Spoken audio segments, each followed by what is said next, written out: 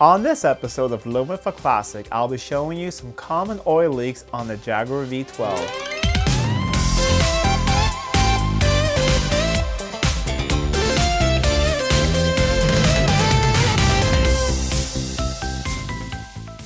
Welcome back to Living with a Classic, and if you're new to my channel, welcome. I hope that you stuck around and enjoyed the video. If you do, please hit the like button and subscribe to the channel. I put new videos every week on content like this, so please hit that subscribe button and the bell notification so you don't miss any updates. Anyways, in this video, we're going through oil leaks on the Jaguar V12. This was actually requested by a few of you guys, a few viewers. I've gotten a lot of great requests on things that you want to see, things that you're wondering about on these cars. So if you have any questions, just post them down below and I'll try to answer them or make a video about them. So we'll head on over to the white XJ12 over there and we'll check out where some common oil leaks are in these cars. And they're not always where you think they might be. It's a little bit of a tricky engine to find oil leaks on. It has plenty of gasket surface and mating area, so it can definitely leak in some pretty odd places and in some pretty obvious places. So let's head on over there and we'll check out the leaks. So here's the V12 engine of my 1977 XJ12. It's a pre-HE with G-Jetronic, but even if you have a later HE or an earlier pre-HE with carbs, you can still follow along because all the oil leaks are in the same place. Doesn't matter which engine you have. If you have the 5.3 pre-HE, the HE or the latest 6-liter engines, the oil leaks are basically in the same place. You can follow right along. The reason I'm showing on this car is because it's an earlier car, so there's less things in the way. There's no extra smog or air pollution stuff in the way to show things. Also, I have the distributor out for some maintenance that opens up some space here as well. So I thought it'd make it easier to show things. So let's start with the first thing about these engines. I feel that most oil leaks come from up top. When you look under the car, maybe you haven't inspected or you're getting your tires changed and you see oil leaks. Most people think, oh, it's the front main seal, it's a rear main seal, it's a sump gasket. It might be, but in most cases, I like to say on these engines, it leaks up top and it pours down the sides and it looks like it's leaking on the bottom. So if you don't know where your leaks are coming from, just dry off all the oil, clean off these engines, and then start them up and see where the leaks are actually coming from.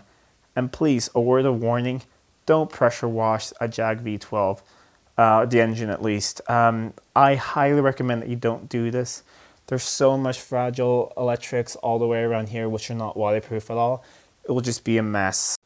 In my opinion, the most common place for these engines to leak oil is around the valve cover. It's just a thin paper gasket all the way around here. They'll leak down the front here on the front of your engine. That could look like a front main seal. Might just be leaking from up here and pouring all the way down. They'll leak here onto your exhaust. You can usually easily smell that. It will smell like burning oil while you're driving or after a drive. You'll see wetness down here. They'll leak over here into the middle of the V. If they leak really bad, you can actually fill the space around spark plugs with oil. And it'll just be a giant mess over here. Gaskets are readily available. They're easy to change relatively. I mean, it's just removing this valve cover. However, the intakes are in the way. So you have to get rid of all this fuel injection stuff, the intakes. If you have carbs, you have to lift those off. So it's a pretty big job to do at a workshop. So it's something you can easily do at home because it's a lot of hours, but it's nothing really difficult. So that's also another thing. If you ever have these off, replace these gaskets if you don't know the last time they were replaced. Even if they might only be weeping a little bit, just replace them when you have all this off. That will save you a lot of time and money in the long run.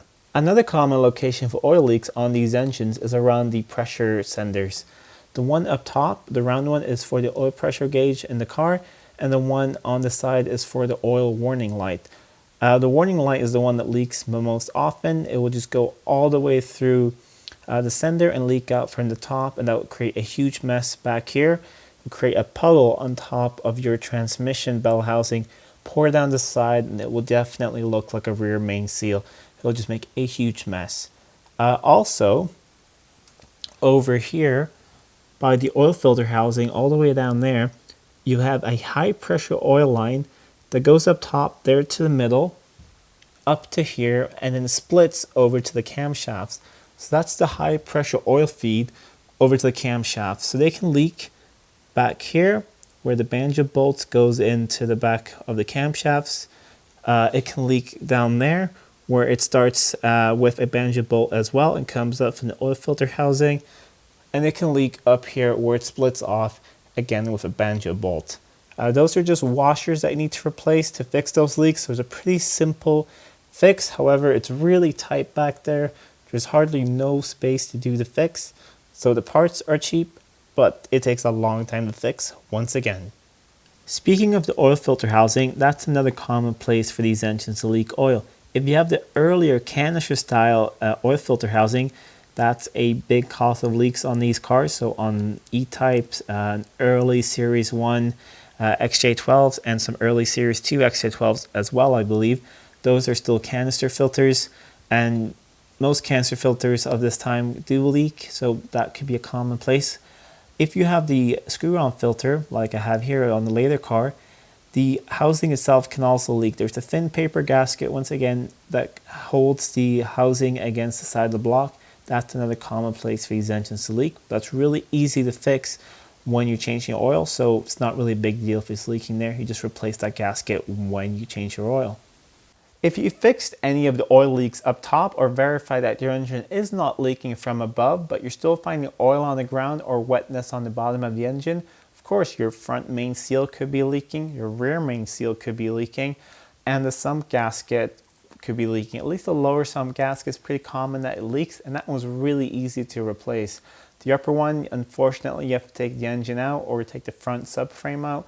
So if that one's not leaking too bad, then maybe just dry it off and leave that in place. But the lower one is really easy to replace. I replaced it in a previous video when I did oil change on the XJS, so I'll put a link to that up below so you can check it out if you want to replace that for yourself. Those are the common oil leaks on these V12s. Of course, they can leak in other places as well, but if you're trying to locate the source of leaks on your engine, I think these are the first places you should look. So clean off any dirt or oil around those places, run up the engine to temperature and see if you have any seepage coming out. You can see which gasket you need to replace. In some future videos, I will show how to fix these leaks, how to replace some of those parts, but that will be in future videos when I have those leaks. I have a few on that, just around those banjo bolts. That will be coming up pretty soon. But maybe on some other cars, I'll find some friends' V12s that have some leaks I can go through. Because otherwise, this car is really leak-free, and the XJS is completely leak-free as well. Anyways, if you like this video, please hit that like button, share it with your friends. If you're not already subscribed, please subscribe to the channel. I put new videos every week on various Jaguar-related content and sometimes some other cars as well. Anyways, until next time, I'm Adam, and this was Living with a Classic. I'll see you soon.